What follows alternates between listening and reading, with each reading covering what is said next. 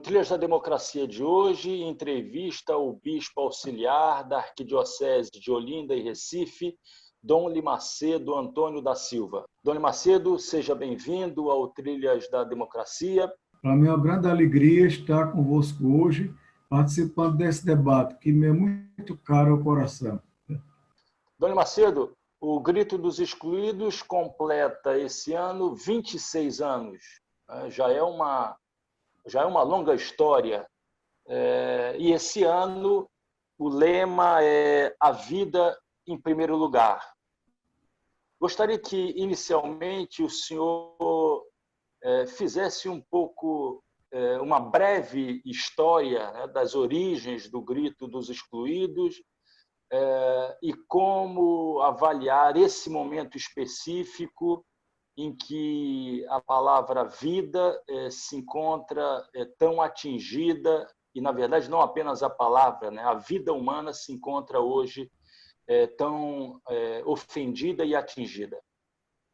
O Grito dos Excluídos, ele surge em 1994, por ocasião da Campanha da Fraternidade, que a cada ano a Igreja celebra durante a Quaresma, para chamar a toda a sociedade a discutir um tema interessante da sua história, a conjuntura atual, e isso fazendo a ligação com a fé.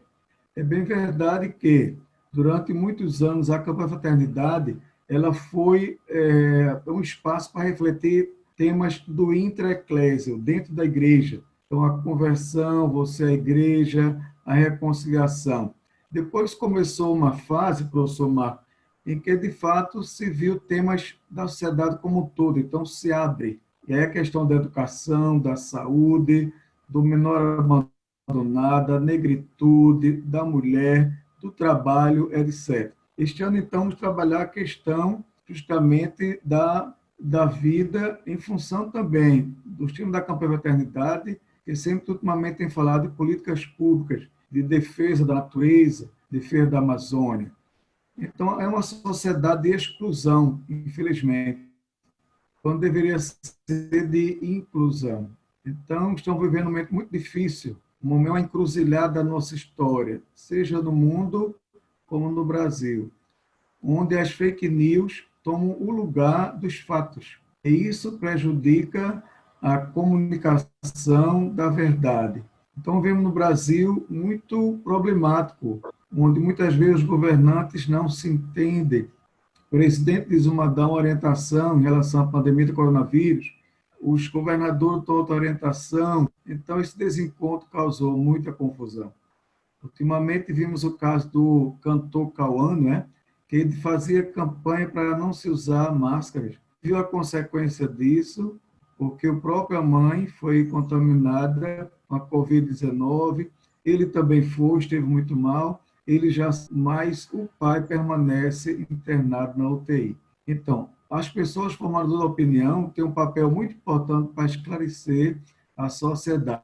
Graças a Deus, ele confessou no Fantástico que teve esse problema, essa postura, mas pediu a Deus para viver e ficar vivo, a fim de ajudar o Brasil a também enfrentar esse problema.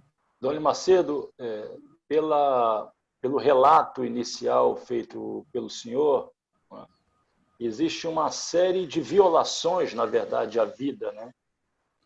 Violações de natureza mais estrutural, como, por exemplo, a enfrentada pelos trabalhadores rurais, particularmente pelos trabalhadores dos canaviais, dos engenhos do Nordeste.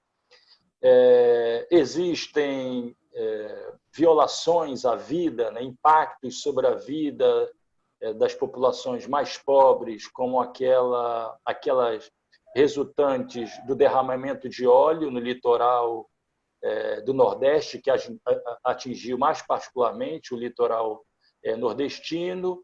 E, por fim, essa violação última, essa violência, não deixa de ser uma violência contra a vida das pessoas, causada pela pandemia da Covid-19, com um agravante, o senhor fez referência a isso, com um agravante de incorretas ações no campo das políticas públicas, no campo do direcionamento que deveria ter sido dado pelo Ministério da Saúde, né?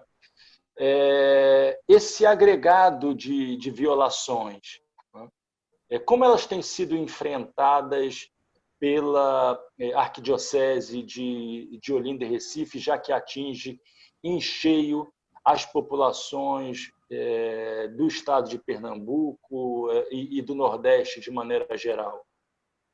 A evangelização leva consigo a promoção humana. Quando chega a Igreja Católica, as igrejas evangélicas, as pessoas são então conduzidas a olhar para si mesmo, perceber e se descobrir como filhos e filhas de Deus e que tem uma dignidade, para recordar essa dignidade das pessoas. E por isso vai levando-as a refletir as causas, aquilo que o Papa Francisco diz, na indiferença para com as pessoas, a sociedade do descarte, muito profundas, que às vezes a gente nem se apercebe. Daí a pastoral da criança, que salvou muitas crianças nesse Brasil, muitas vezes, imagine, fazendo com que a casca da banana se transformasse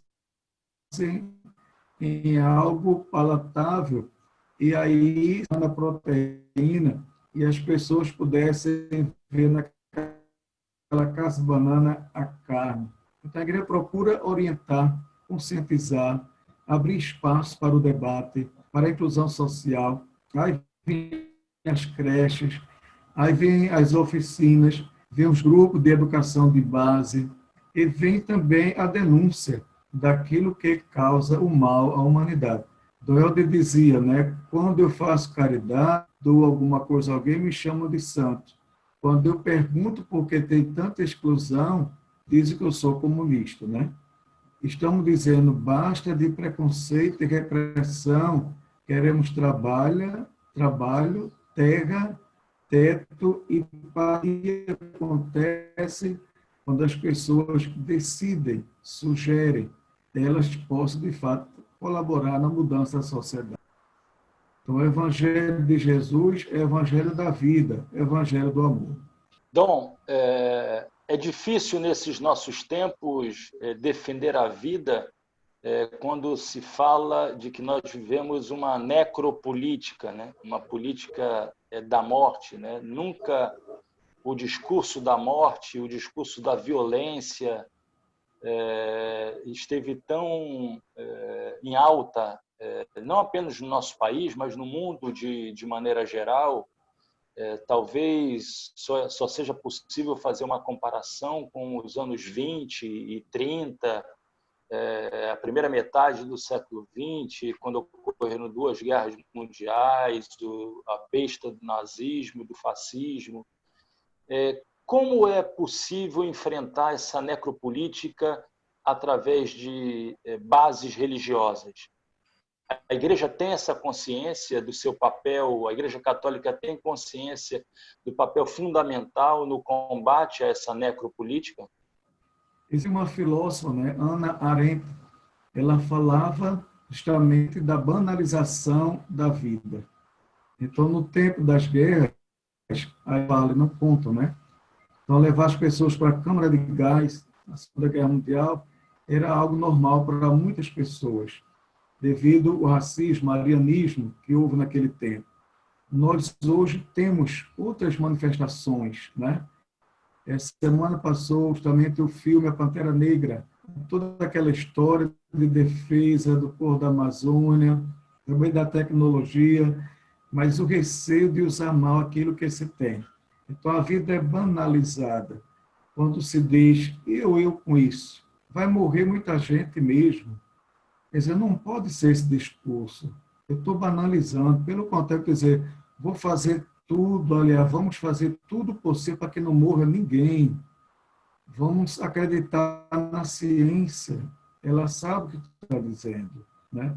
É claro que no passado a igreja se enganou em algumas opiniões, foi para um campo que não era o seu específico, era o campo dos cientistas. Depois ela se redescobriu, se penitenciou e tem procurado caminhar naquilo que de fato é a verdade. Deus colocou a verdade da natureza. E essa natureza é a revelação da bondade, da sabedoria, do amor de Deus. Podemos fazer várias leituras, evolucionistas, etc., né, criacionista, mas, no fundo, eu gosto sempre de lembrar a passagem de São Pedro, que vai dizer: 1000 anos para Deus é como um minuto, e um minuto é como 1000 anos. Então, diante de uma palavra de Deus, muita coisa pode acontecer. E os historiadores, os arqueólogos, os cientistas, é que vão dizer, nesse intervalo, o que é que houve, como é que foi.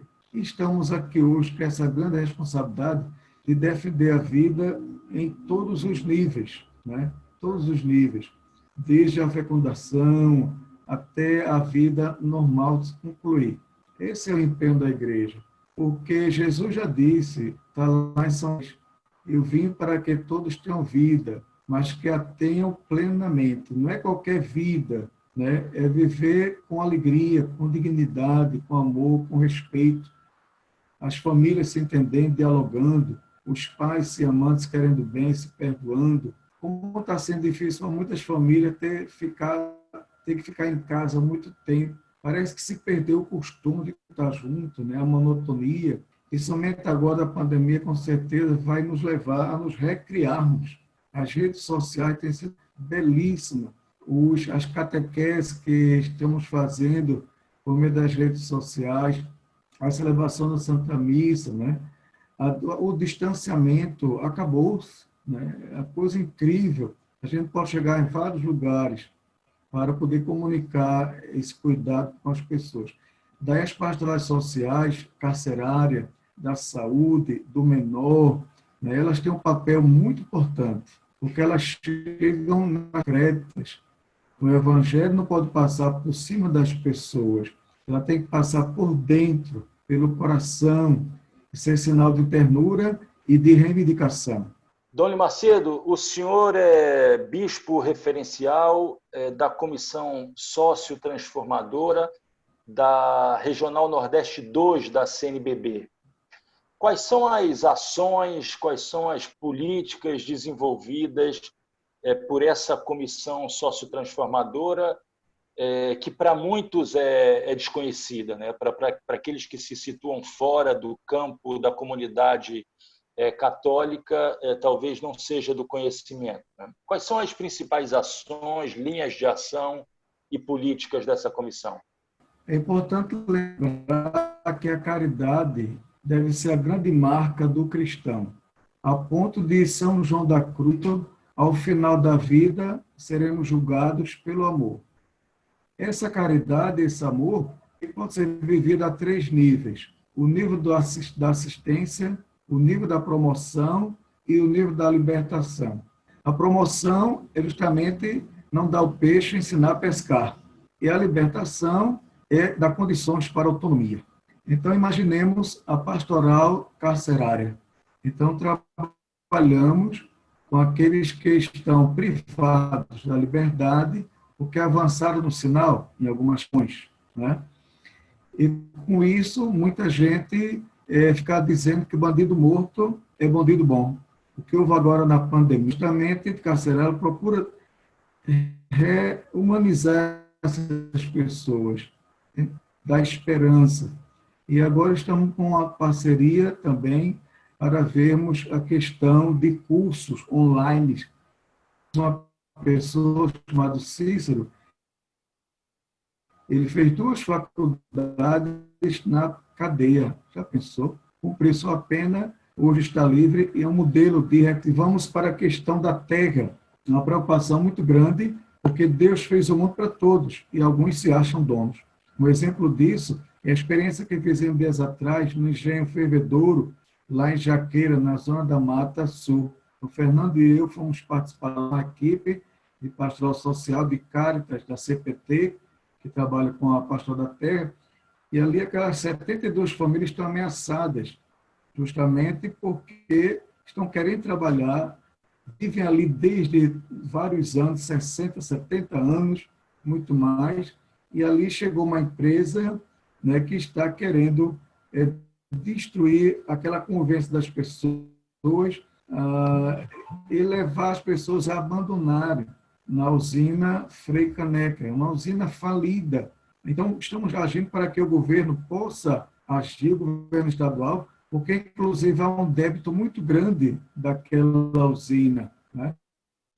E aí o governo poderia aproveitar disso para decretar desapropriação e reconhecer aquelas famílias que estão lá. Se vamos para o campo do óleo que foi derramado nesse nosso litoral, como o senhor bem falou, no Nordeste, pelo menos, 350 mil pescadores foram prejudicados, segundo pesquisador do Comitê da Universidade Federal de Pernambuco e da SOS. Vejam, isso aí é uma coisa séria. A Marinha concluiu a parte da pesquisa dos projetos, mas não está claro. Tem várias explicações, nós sabemos, mas culparam o outro país sem ter a prova e agora ninguém falou nada. Quem foi, de fato, os causadores? Quando até quem diga que foi do próprio Brasil, né, de pressão, que isso aconteceu. Então, para a gente falar, tem que ter ação. Esse trabalho, a igreja, então, vai para criar espaço também de voz e vez para essas pessoas, para que elas possam denunciar, possam se organizar, possam trabalhar cada vez mais. Se a gente vai para os catadores, visitei praticamente 6, 7 cidades, né? Araçoiaba, várias cidades paulistas, Lima, justamente para ver as associações de trabalhadores de material reciclável, as cooperativas. O governo tem que fazer a sua parte. Tem uma lei, né, que diz que, justamente a lei federal, que diz que a prefeitura deveria aproveitar esse pessoal, valorizar, fazer com que esse pessoal tenha condições de se organizar cada vez mais e aproveitar todo o trabalho que aquele pessoal catador faz uma limpeza muito grande do município. Então a igreja vai, negocia, conversa, visitei várias prefeituras e umas estão apoiando de fato os catadores, que são profissionais, né? São profissionais e nem sempre são reconhecidos, visibilizados nessa sua prática. Eles limpam o mundo. Se não fossem os catadores, como é que nós viveríamos? E na pandemia aumentou a quantidade de lixo, mas também aumentou a quantidade de lixo ou de material reciclável não aproveitado. Até o risco que eles estão correndo, porque todo o lixo é colocado e aí pode ter muita contaminação. Então vejam como a coisa é séria, profunda. A questão dos moradores de rua, a questão urbana. A Arquidiocese está com uma parceria também com a Católica, fazendo uma pesquisa, não sei, cerca de 81 perguntas para detectar o perfil desse morador de rua. Ele vive, é só um momento, por que chegaram ali, quais são as doenças que contraíram, com que eles podem contar, e ao lado disso, aquilo que é fundamental para o sentido da vida, quais são os sonhos, as perspectivas, como é que a pessoa se entende diante do sagrado, diante do divino. Então, só para dar alguns exemplos da importância dessa pastoral. E o trabalho, então, que se faz para o resgate da dignidade como um todo. Dona Macedo, duas iniciativas que contaram com a participação do MST durante a pandemia, Mãos Solidárias, a campanha Mãos Solidárias, e a campanha dos agentes populares de saúde, teve uma repercussão muito boa, inclusive tendo sido noticiadas, digamos, pela mídia corporativa, né, por alguns canais de televisão que, durante toda a sua existência, durante toda a existência do MST, tiveram o mau hábito de questionarem, de criticarem, a ponto quase de chamarem os seus militantes de bandidos, invasores. Como é que o senhor enxerga esse reconhecimento por parte de algumas dessas emissoras, desses grandes conglomerados midiáticos, de ações que contaram com a participação do MST e também com o apoio, no caso dessas ações a que eu fiz referência, da Arquidiocese de Olinda e Recife? Eu queria deixar para o final mesmo, porque eu queria ficar com a referência bem positiva. Essa experiência narrou. Mas já que o senhor puxou, então vamos levar adiante. Justamente, eu vim de lá agora, estou chegando de lá, fazendo uma gravação com a Globo. Muitas vezes, às vezes pessoa prática, às vezes muito radical, mas se sabe que o MST nunca tirou terra de ninguém. O MST, o governo cumpriu o seu papel social de desapropriar a terra, chamada terra que de fato não tinha uma luta, não cumpria seu papel social, e o governo indeniza as terras. Não é que ninguém tira nada de ninguém. O MST faz papel que era do governo, e quase às vezes forçando a barra para dizer, escutem, olhem, vejam, a situação é esta. E certamente, como nós também, em qualquer atitude, acertamos e erramos. Mas, de fato, a finalidade, o compromisso, e era justamente isso, fazer com que as coisas chegassem a quem deveriam chegar. Até que se diz, se o campo não planta, a cidade não janta. Não só não janta, mas como não toma café e nem almoça. Então, quem vai no Armazém do Campo, e temos parcerias, também está aqui dando, deu todo o apoio a esse trabalho e colocou também à disposição para esse período um prédio também, vamos cada vez mais aprofundando como documentar essa parceria, né? Então, isso é um grande trabalho, onde a gente vê a responsabilidade. E eu não sei se todo mundo está sabendo, quem está me ouvindo, que o Papa chegou a mandar, via um seu representante do Vaticano, uma mensagem agradecendo e parabenizando o MST no Brasil inteiro, que, de modo particular, nesse tempo de pandemia, tem dado um suporte todo especial a muitas famílias. Imagine vocês, meus amigos, naquele armazém ali, começou com 300, hoje é um trabalho, de certa forma, assistencialista, mas a própria Consolidárias já tem também para outro espaço a saúde das famílias nos bairros populares, a questão também do direito. Muita gente quer acessar o auxílio emergencial e não sabe como. Então, lá no armazém tem advogados que orientam nesse sentido. E outras perspectivas que se abrem. E aí a Universidade Federal está tendo um papel muito importante, como Instituto também.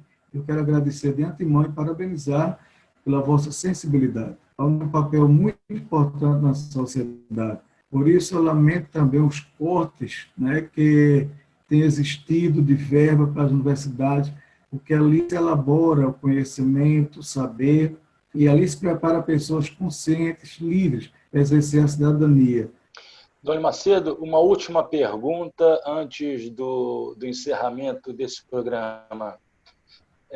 Qual vai ser o formato assumido pelo Grito dos Excluídos nesse ano de 2020, devido ainda às medidas de isolamento que são necessárias em algumas regiões do país, com maior rigor, outras com menos rigor? Mas, em linhas gerais, qual vai ser o formato do Grito dos Excluídos da próxima segunda-feira, dia 7 de setembro, que eu sei muito bem, não acontece apenas em 7 de setembro, 7 de setembro é o ápice, na verdade, de toda uma programação, né, de toda uma série de atividades. Nós teremos, muito que também é uma forma da gente divulgar e chamar a comunidade a participar. Então, teremos no sábado 5, já uma primeira transmitida online. Esse ano, a maioria dos estados, nós vamos fazer, então, justamente pelas redes sociais, para evitar problema de difusão do coronavírus, da Covid-19. Então, às 14h20, teremos um momento muito importante, já de discussão, no domingo. Então, o grito online, tudo preparação, a celebração da vida. Será na sede da CNBB, aqui nosso regional, justamente na Conda Boa Vista, Dom Bosco. Na segunda-feira, teremos então, de forma online, pelas redes sociais, às 9h, inclusive com a presença de Zé Vicente, aquele grande cantor. Será um momento ecumênico, onde vamos reunir a Igreja Católica, Evangélica. Será um momento interreligioso, que vamos reunir também pessoal do Candomblé, pessoal espírita, matrizes indígenas, porque precisamos defender a vida a partir das pessoas e da natureza, do mundo da vida. Pessoalmente acessar Gritos Excluídos será um momento muito rico a fazer, a vivenciar, mas é a forma, é o modelo que nos é possível. E agradecemos a Deus e aos homens de boa vontade que elaboraram tantas possibilidades, né? O WhatsApp, o Instagram, Facebook, tudo isso tem sido espaço para viver na alegria e na esperança. Dom Macedo, muito obrigado por essa entrevista. É notório que a Igreja de Dom Helder continua de pé, continua atuante, continua resistindo a todos esses responsáveis pela desvalorização da vida no nosso país e no mundo em geral. Muito obrigado e até uma próxima oportunidade. Agradeço ao senhor por essa Faculdade Federal, Pernambuco. Agradeço a Iani, né, a nossa assessora aí, que entrou em contato comigo em seu nome e está nos ajudando nesse momento. Peço desculpas, alguns incômodos, alguma dificuldade que tivemos, mas faz parte do processo. E o Trias da Democracia volta na próxima semana, sempre debatendo temas relevantes, relativos à defesa da democracia e dos direitos humanos. Até lá!